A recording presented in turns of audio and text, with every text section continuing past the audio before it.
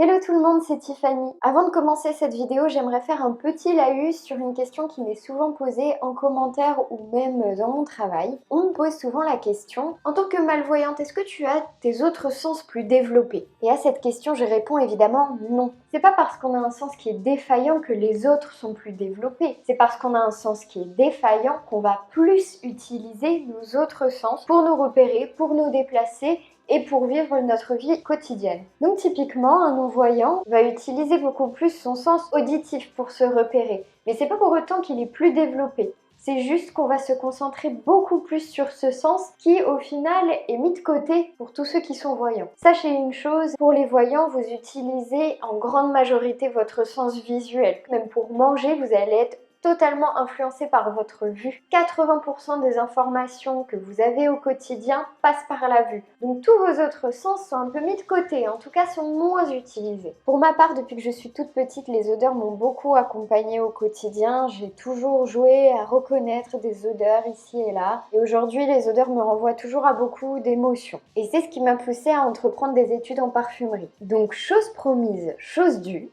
Non, c'est pas vrai, j'ai rien promis. Aujourd'hui, on parle un petit peu parfum. Alors attention, je vais vous parler ici des parfums qu'on porte sur soi, sur nos vêtements, pas de tous les autres parfums qu'on pourrait retrouver dans nos gels douche, shampoings, produits ménagers, bougies parfumées. On va parler parfum pour soi. On porte quasiment tous du parfum et pourtant c'est vraiment un univers qui reste très mystérieux, dont on sait peu de choses. J'ai envie de vous donner quelques billes, astuces, petits secrets sur cet univers si particulier.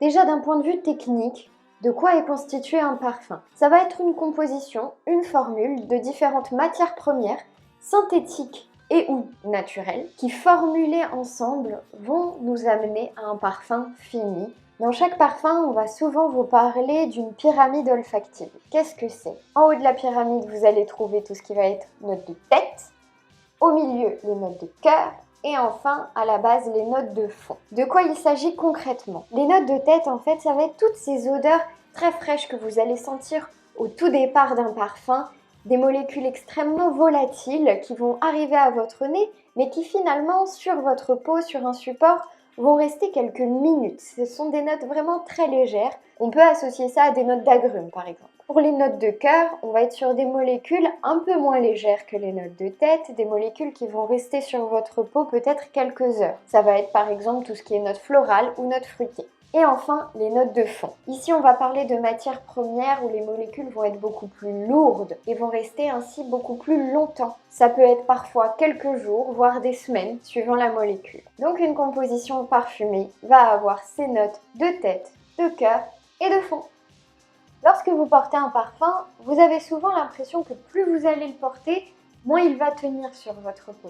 C'est pas qu'il va moins tenir, c'est que vous allez moins le sentir. Je vous explique pourquoi. Votre sens de l'odorat est avant tout un sens d'alerte. Ça a plutôt quelque chose d'un peu primitif. Regardez, les animaux vont tous sentir leur nourriture avant de manger, pour être alertés d'un éventuel poison, d'une nourriture toxique, pour être alertés d'un feu. Donc notre odorat, pour rester alerte, va faire en sorte que petit à petit on va oublier les odeurs qui nous entourent quotidiennement. Si vous portez un parfum pendant des mois, au bout d'un moment vous aurez l'impression de ne plus le sentir.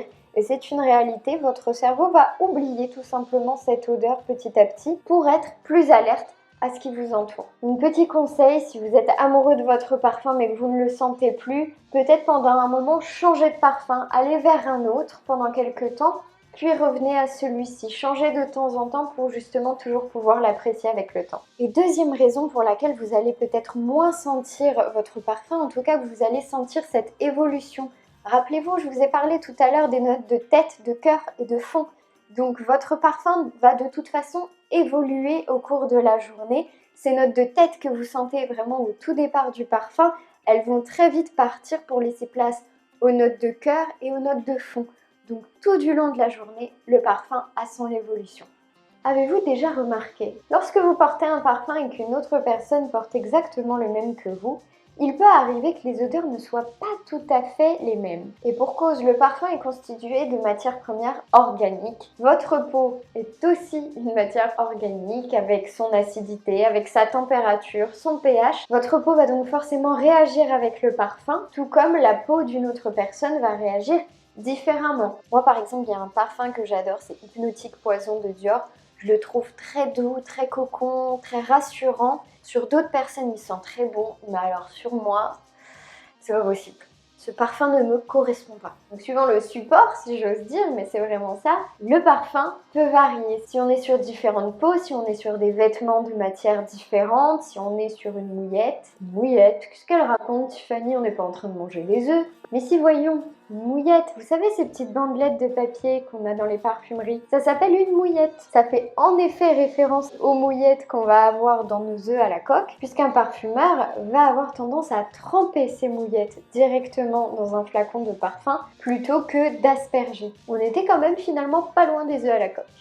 Parlons maintenant de parfums de synthèse et parfums naturels. Dans l'idée, je suis sûre que vous me diriez que c'est bien mieux de porter un parfum avec des matières premières naturelles plutôt qu'avec des matières premières de synthèse. Attention, naturel ne veut pas forcément dire bon pour la santé. Je ne fais pas l'éloge ici des synthétiques et je ne tape pas sur toutes ces marques qui mettent en avant des matières premières naturelles. Loin de là. Mais c'est simplement pour nuancer l'aspect naturel qu'on veut forcément dire « Ah, c'est bon, c'est bio, c'est bien pour la santé ». En parfumerie, les matières premières naturelles constituent du coup tout ce qui est huile essentielle, d'agrumes, de fleurs, de bois. Mais sachez que toutes ces huiles essentielles sont composées de nombreuses molécules où parmi elles se trouvent des allergènes. Alors qu'une molécule synthétique, elle, n'est pas forcément allergène. Ces allergènes sur tous les produits parfumés, vous allez pouvoir les retrouver sur une étiquette, soit sur la boîte, soit sur le flacon. En tout cas, vous les avez forcément à disposition au moment d'acheter le produit. Excusez-moi, oui, vous auriez le parfum de Julia Roberts? Non, La vie est belle n'est pas le parfum de Julia Roberts, tout comme J'adore de Dior n'est pas le parfum de Charlize Theron, ou comme Sauvage de Dior n'est pas le parfum de Johnny Depp. Ces stars que vous voyez dans les publicités sont uniquement des égéries. Elles sont là pour donner une image à la marque, à ce parfum, mais en aucun cas elles sont intervenues dans la création du parfum. Je tiens à mettre un point d'exclamation sur ce que je viens de dire. J'arrête de hurler, moi. Et mesdames, désolée, si vous offrez le parfum Dior Homme à votre compagnon, vous ne retrouverez pas d'essence de transpiration de Robert Pattinson. Ni de Jude Law d'ailleurs. Malheureusement, aujourd'hui, à moins de vraiment s'intéresser au sujet et d'être allé chercher l'information, on ne connaît pas le nom des parfumeurs qui créent tous les parfums que vous avez dans vos parfumeries. Donc pour les 3 parfums que j'ai cités par exemple, La vie est belle de Lancôme a été créé par 3 parfumeurs. Olivier Polge, Dominique Ropion et Anne Flippo. Et pas Julia Roberts. Et J'adore de Dior a été créé par une parfumeur, Calice Baker. Concernant Sauvage de Dior, il a été créé par François Demachy, le parfumeur maison de Dior actuellement. Parlons maintenant conservation. Où se trouve votre parfum chez vous? Très certainement en pleine lumière dans la salle de bain. Sachez que c'est sans doute le pire endroit qui peut exister pour un parfum. Pourquoi? Il y a 4 éléments qui sont nuisibles à la conservation d'un parfum. L'air, la lumière, la chaleur et l'humidité.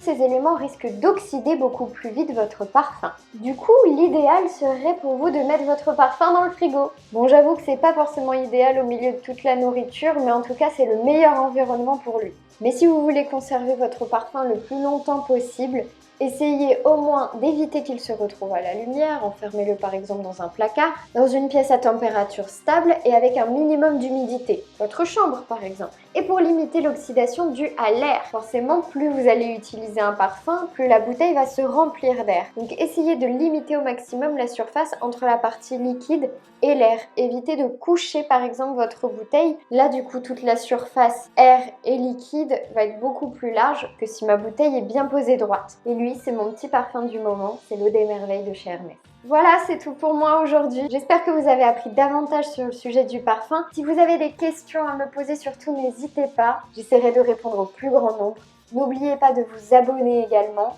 et de me suivre sur Facebook et Instagram. Je vous dis à très bientôt. Ciao, ciao!